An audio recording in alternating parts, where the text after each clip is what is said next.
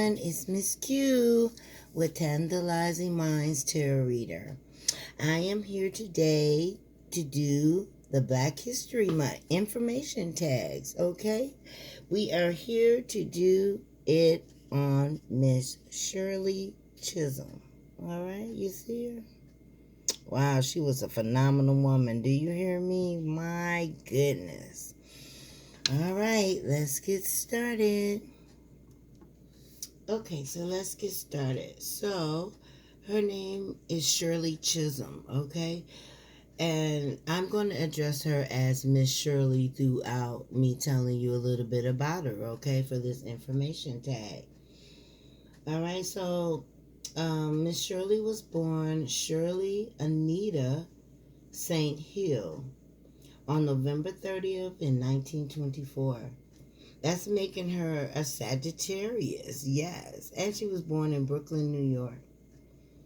Now, Miss Shirley's mother and father were Ruby Leona Seal, and her mother was born in Christchurch, Barbados in 1901. And her father, Charles Christopher St. Hill, was said to be from British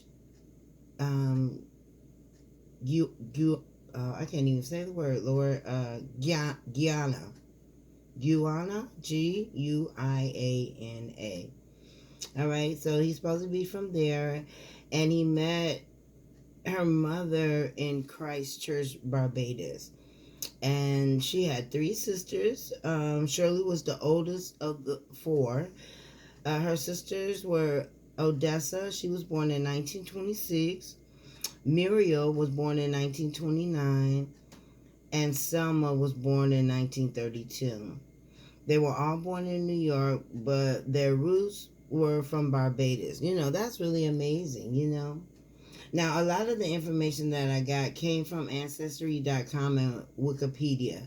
Because, you know, like some of the websites were giving conflicting information, but here's what I found out Googling on the web as well, okay? Her parents got married in New York City, New York on June 29th, 1924. And Shirley was born November 30th, 1924, which was like 5 months later, you know. But at least they got married, you know, and they did stay together until their death, as far as I could see. And Shirley, it shows that she did spend her childhood years in Barbados. When she turned 5 in 1929, she and her 2 sisters went to stay in Barbados with her maternal grandmother, Emelina Seals. She went to school in a 1-room schoolhouse while she was there. She returned back to the States in 1934 because of her stay in Barbados. She spoke with a West Indies accent throughout her whole life. Sources quote Shirley saying, "Granny gave me strength, dignity, and love. I didn't need the Black Revolution to tell me that."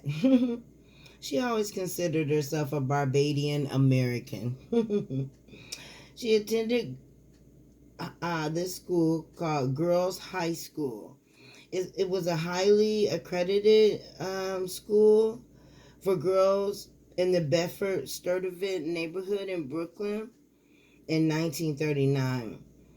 And they recruited the girls from out of that neighborhood that they thought that, you know, was going to really succeed. I don't know why they didn't recruit all of them, but that's kind of the way they were saying it when I wrote it.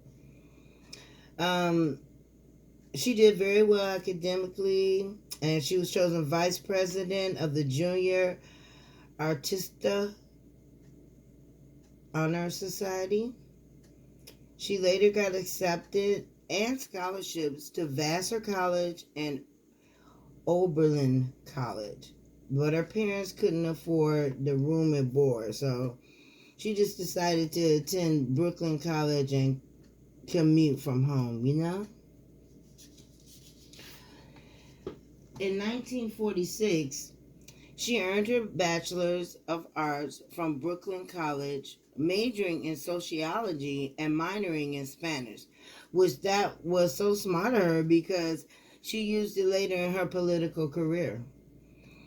When attending Brooklyn College, she won debates and graduated cum laude. She was also a member of the Delta Sigma Phi Society and the Harriet Tubman Society. As a member of the Harriet Tubman Society, she advocated her African American history and more women in the student government. She was always going to be a strong activist. She was surrounded by politics as her father was an avid supporter of Marcus Garvey and a dedicated supporter for the rights of trade union members. She also saw in her community advocates for the rights as she witnessed in Barbados workers and anti-colonists independent movement. It was just in her blood to do what she did. In the early 40s, Miss Shirley she met Conrad Chisholm and they got married on October 8th in 1949. He was from Jamaica. They got married in a large West Indies style wedding. After Miss Shirley graduated from college, she began working as a teacher's aide at the Mount Calvary Child Care Center in Harlem. She worked there from 1946 to 1953. While she was teaching, she was studying at night at Teachers College of Columbia University and graduated in 1951 with a Master's of Art in Childhood Education. From 1953 to 1964, she dedicated her career to education and early childhood. Here's a few lists of the credits that are on the back of the cards. As I told you, these cards come from Black History Flashcards, urbanintellectuals.com. This is volume 1 that I have, so she's in that volume. So on the back of the card, these are a few of the things that's back there. Well, this is not back there, but in 1953 to 1954, she was director of the Friends in Need Nursery in Brownsville, New York. In 1954 to 1959, director of Hamilton Madison Child Care Center in Lower Manhattan, which was over 130 children at that location, and 24 employees reporting to her directly. And while she was still consulting for the Division of Daycare in New York City's Bureau for Child Welfare and assisting in opening up many more daycares in New York State. She was an author and she wrote 2 autobiographies. The first one was in 1970.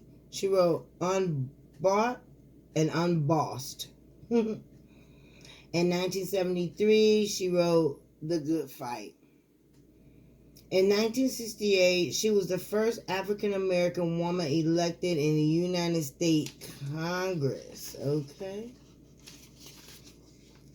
She represented New York's 12th congressional district centered on Bedford-Stuyvesant for 7 terms from 1969 to 1983.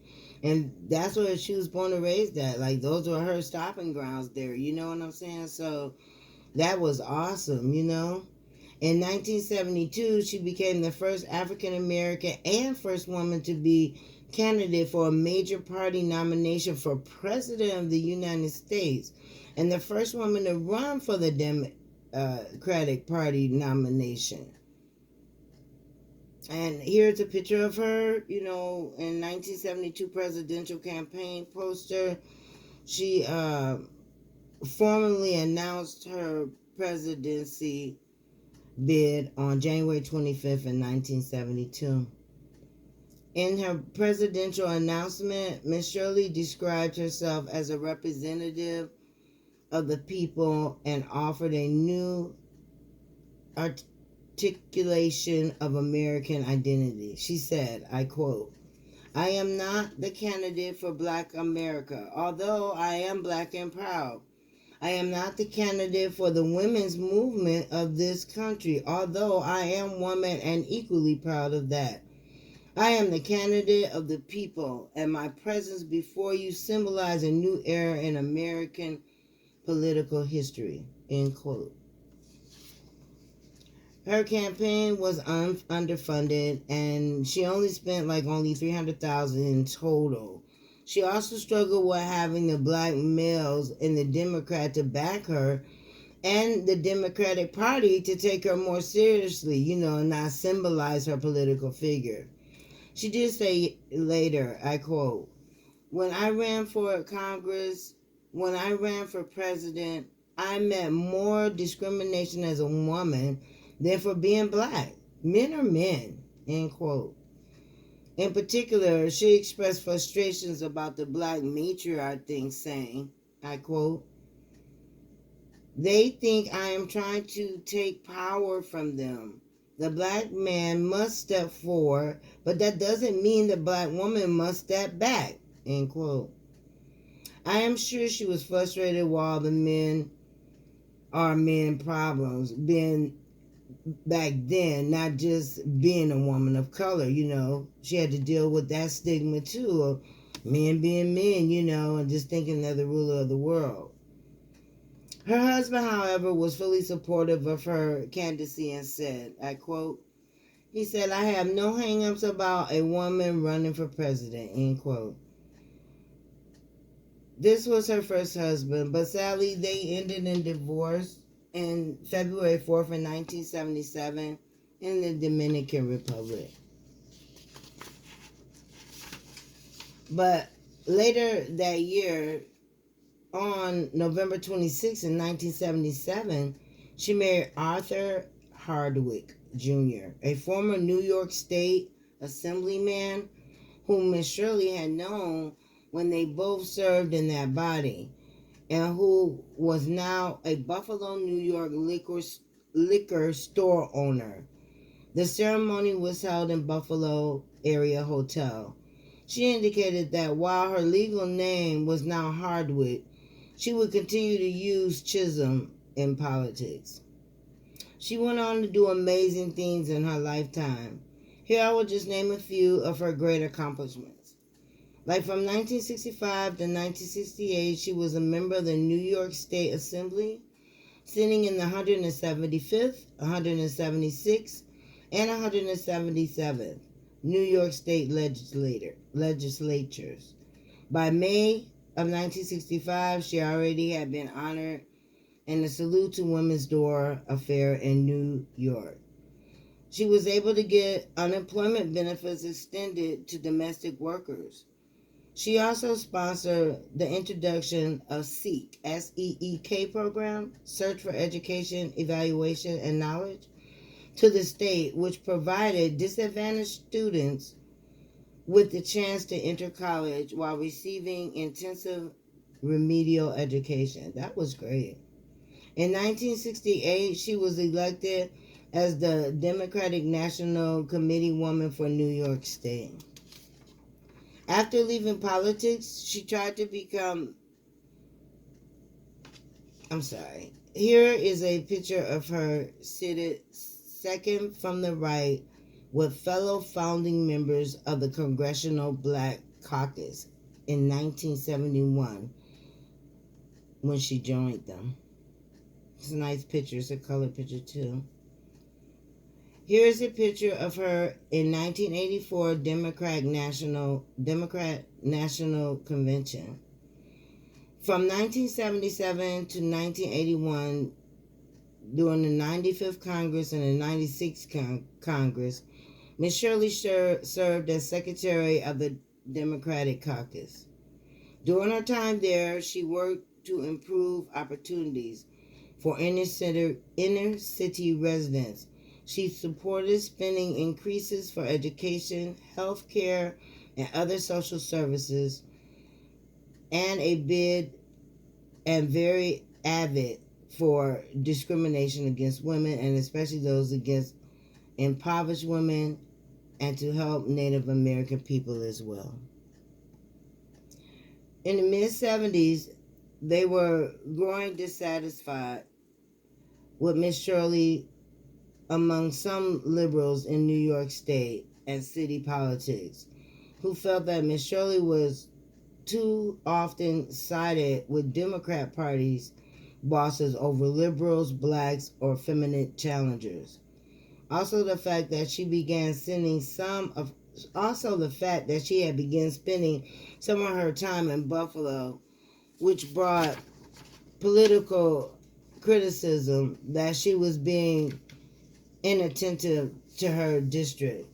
And that's crazy because she had just got married, so Arthur Hardwick stayed in Buffalo, so that's the reason why she was over there a lot of times. But people now and back then always just want to have their opinions and they think they knows type of attitude, that still exists right now today. Anyway, back to the story. In April of 1979, Miss Shirley's husband Hardwick was badly injured in an automobile accident. Desiring to take care of her husband and be by his side, and very dissatisfied with the course of liberal politics in the wake of the Reagan revelation, Ms. Shirley decided to leave Congress. She announced her retirement in February of 1982. She said, and I quote, that she looked forward to her private life and that the Reagan administration was not responsive to our constituency. The constituency is going to be more volatile and demanding, and I find myself in a position where I can't help them. I've been so obsessed with politics and the desire to help my people all these years. I've never had time to think about my personal life. I think the accident was an instrument from God, in God's way of making me assess my life. She went on to say she never intended to spend her whole career in politics and looking forward to her return to teaching. End quote. So after leaving politics, she tried to become the president of a few schools and was denied.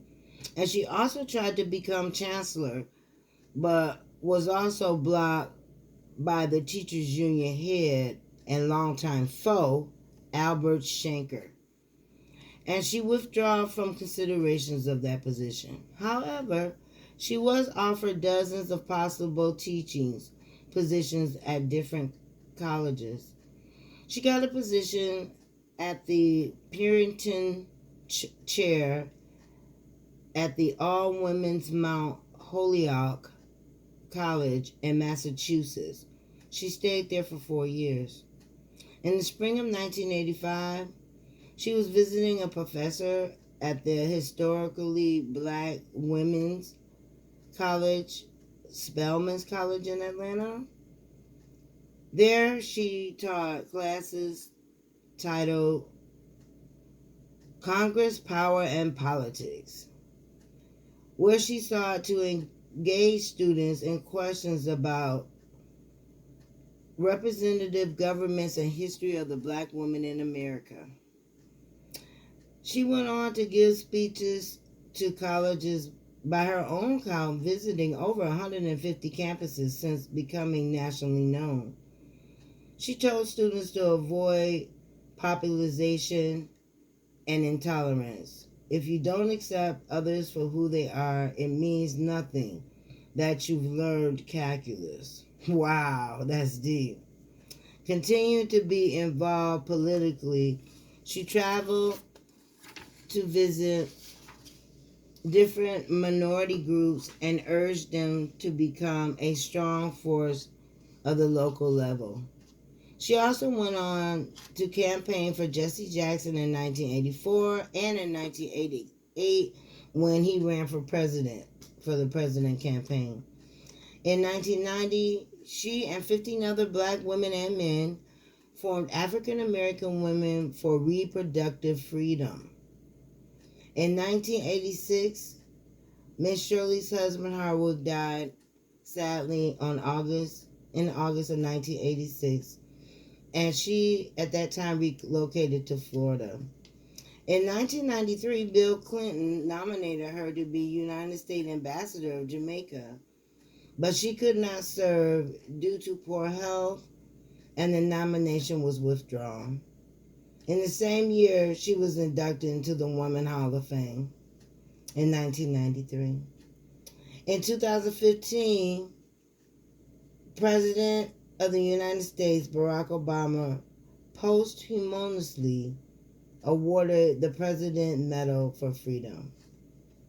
Miss Shirley Chisholm sadly passed away on January 1st, 2005, while she passed away on New Year's Day.